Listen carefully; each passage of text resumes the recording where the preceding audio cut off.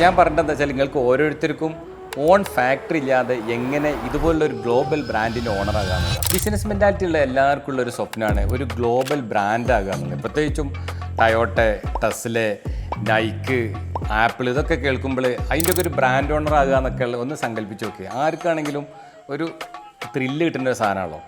ഞാൻ പറഞ്ഞതെന്താ വെച്ചാൽ നിങ്ങൾക്ക് ഓരോരുത്തർക്കും ഓൺ ഫാക്ടറി ഇല്ലാതെ എങ്ങനെ ഇതുപോലുള്ളൊരു ഗ്ലോബൽ ബ്രാൻഡിൻ്റെ ഓണറാകാമെന്നുള്ളതാണ്.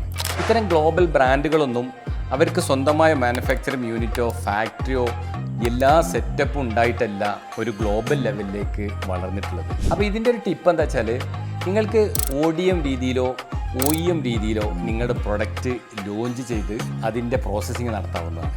എന്താണ് ODM രീതി, എന്താണ് OEM രീതി? ODM രീതി എന്ന് പറഞ്ഞാൽ ഒറിജിനൽ ഡിസൈൻ മാനുഫാക്ചറിങ് എന്നാണ്. ഒരു മാനുഫാക്ചറിങ് കമ്പനിക്ക് അല്ലെങ്കിൽ ഒരു ഫാക്ടറിയിലേക്ക് അവർക്ക് അതിൻ്റെ ഡിസൈനും മാനുഫാക്ചറിങ് രീതിയൊക്കെ റെഡി ആയിട്ടുണ്ടാവും. അപ്പോൾ നമ്മൾ എന്ത് ചെയ്താൽ മതി, ആ പ്രൊഡക്റ്റ് മാനുഫാക്ചർ ചെയ്തതിന് ശേഷം നമ്മളൊരു ബ്രാൻഡ് കൊടുത്തിട്ട് അതിൻ്റെ ബ്രാൻഡിങ് ഓണർഷിപ്പ് നമ്മൾ ചെയ്താൽ മതി. അപ്പോൾ അവരുടേതായ ഡിസൈനും മാനുഫാക്ചറിങ് രീതി കാര്യങ്ങൾ സ്പെസിഫിക്കേഷൻ കാര്യങ്ങളൊക്കെ ഉണ്ടാവും. പക്ഷേ നമ്മളെ ബ്രാൻഡിലേക്കാരം അത് മാർക്കറ്റ് ചെയ്യൽ. ഇതാണ് ODM രീതി എന്ന് പറയുന്നത്.